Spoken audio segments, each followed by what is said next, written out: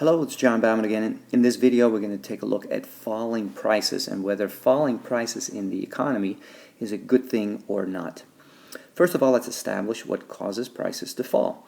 From our previous unit, we know from supply and demand that falling prices can happen as a result of one of two reasons. First, in the graph on the left, we see that demand decreases. So one reason for prices to fall is if demand decreases. Here we have aggregate demand, AD, this curve here, shifts to AD2. So there's a decrease in demand here, you can see, which makes prices fall from here to here. The point is lower, so we have lower prices. The other reason why prices fall is if we take a look at the graph on the right, is if supply increases. So here we have an increase in supply, the purple curve. Supply shifts to the right, and the equilibrium goes from here to here. And we can see that prices here are lower as well. Now in the graph on the left, this is, if there are years historically where prices are falling, this is usually the reason why prices are falling in the economies. If there's a really bad recession, aggregate demand goes down, and that makes prices go down. So what happens is that most economists, politicians, and so forth, they associate falling prices with decreases in demand. So that's one of the reasons why they think it's a bad thing. Now, in the graph on the right, prices are falling really for a good reason. Production is increasing, probably because we have more resources, we have better resources, we have a more educated population, we have advances in technology, and so forth. And so that's why prices are falling. So this is really a good thing. Now in the graph on the left, prices are falling, and it's actually still a good thing because it's a necessary correction that has to take place. Now the economy is not doing well, so it's a bad economic situation. But the actual occurrence of prices falling is good and it's necessary.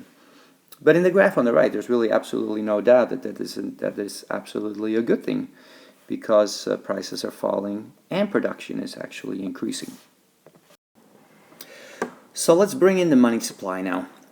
Let's say that in year one we have a very simple economy and the money supply is $100 and the total number of products produced is 20. This is all that is produced.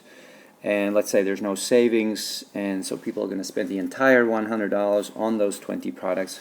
That means that the average price of the products is going to be $100 divided by those 20 products. If all the money is being used up, and the equilibrium price is going to be $5. Now, let's say in year two, there's year two. In year two, the money supply increased to $100. And we now have, let's say, an increase in production, just like in the graph where aggregate supply increased. So we have a total number of products of 25, 5 more products. Now what happens to the average price? Well, the average price now, if we spend all $100, it's going to be $100 divided by 25 now, and we see that the average price has decreased. What does that do to business profits? People are worried about those falling prices, especially where it relates to businesses being hurt by falling prices. Do their profits really decrease if the prices fall? Well, perhaps the nominal amount may go down, especially businesses that haven't increased their own production. Of course, the businesses that have advanced their technology and have increased their production, even at the lower price, they're going to have a higher nominal profit. But many businesses, even if they haven't increased their production, the fact that the prices are much lower now means that the profits that they are making, let's say they're making $25 in profits, the profits that they are making in real terms are going to be more valuable because you can do a lot more with $25 if all prices in the economy are lower than you can with $25 if all prices are higher. So it's really all about real profits. And real profits on average increase if we keep the money supply constant and if prices fall.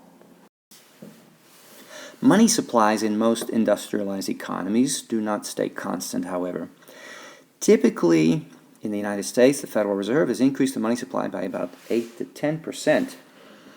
And so then if production rises by about 2 to 3%, let's say represented by GDP, final goods and services produced, then you're going to see an increase in the price level approximately of that difference.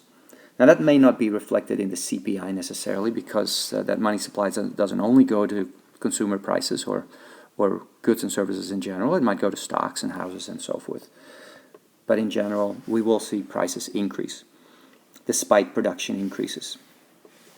Now what happens in the economy then, if the money supply gets increased a lot, that GDP will also rise, and along with that prices will rise. And a lot of times they reach a peak because it's an artificial increase in the price level. They reach a peak, for example, with housing prices. In the beginning, when housing prices are relatively low, but then the money supply is increasing and it's artificially stimulated by the Fed, prices will rise and people will buy more houses because they know that the prices are going to be higher in the future, so it's a good investment. But then prices reach a peak and they get so high that all of a sudden a lot of people cannot afford to buy the houses anymore. And there might even be foreclosures because it's so expensive to buy houses.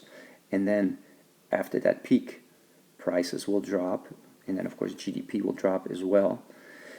But prices will go down here. And then what happens to the economy is that if prices, so let's say stock prices go down or housing prices go down, people then at this point will wait to buy houses because they're going to wait until prices are lower. They know that in 3 months, 6 months from now, housing prices are going to be lower. And so then the demand for GDP, the demand for houses, for example, and demand for products in general will go down. And it's exacerbated by this decrease in the prices, the housing prices. Well, that reaches eventually a bottom, it bottoms out, and then the whole process starts again. If we keep the money supply constant, and if production rises, then we will find that prices will fall very steadily and very gradually all the time. We will see that there's no such booms and busts because we will not see artificially increasing prices, housing prices going up and down, and so prices may fall 1 or 2% each year. Now you might say, doesn't that make people not buy those houses because they know that at any point in time, let's say at this point in time, they know that 3 months later prices are going to be going down. Let's say it's housing prices. Well, the answer is no, because if they wait here, then they're going to wait here too because prices continue to fall, just like with electronics and high-tech products. People don't wait 3 or 6 months until prices, well, some people might, but a lot of people don't. They don't wait to buy these products because if they wait, then they can wait forever since prices continue to fall consistently.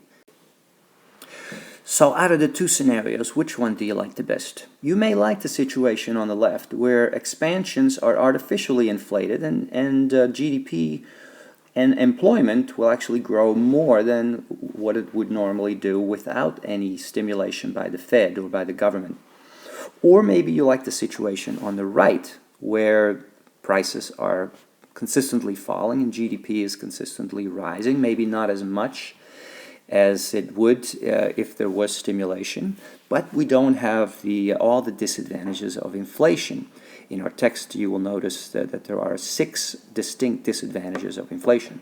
So the situation on the right may not provide short-term stimulus, but in the long term the economy is going to be much better off because we don't have all the disadvantages of inflation and we don't have all these busts. Some people are worried about falling prices, especially when it comes to bank lending. Let's say the bank lends $300,000 to a family to buy a house.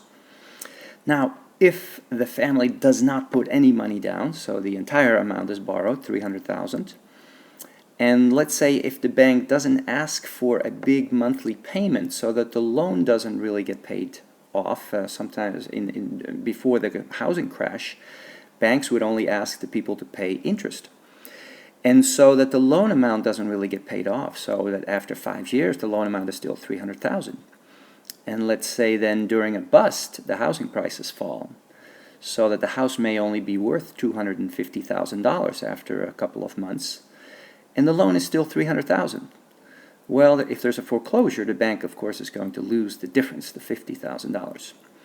So what we need to do, which is common sense anyway, but if we have, especially if we have an economy with constantly falling prices, which is what I support, is that we need to have responsible lending.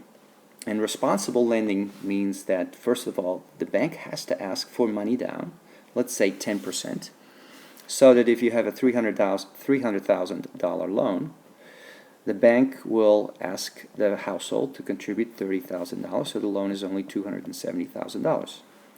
And the second thing that the loan has to have is it has to have a high enough monthly payment so that not only interest is being paid to the bank, but also people are paying down the loan each year, so that after, let's say, 5 years, $40,000 of the principal of the loan is being paid back, so that the loan amount after a certain number of years is, let's say, only $230,000. Now, if you have housing prices fall, the loan at least has decreased to the point where it's always going to be less than the value of the house, so that in case there is a foreclosure, that the bank will always have a house value that is higher than the loan.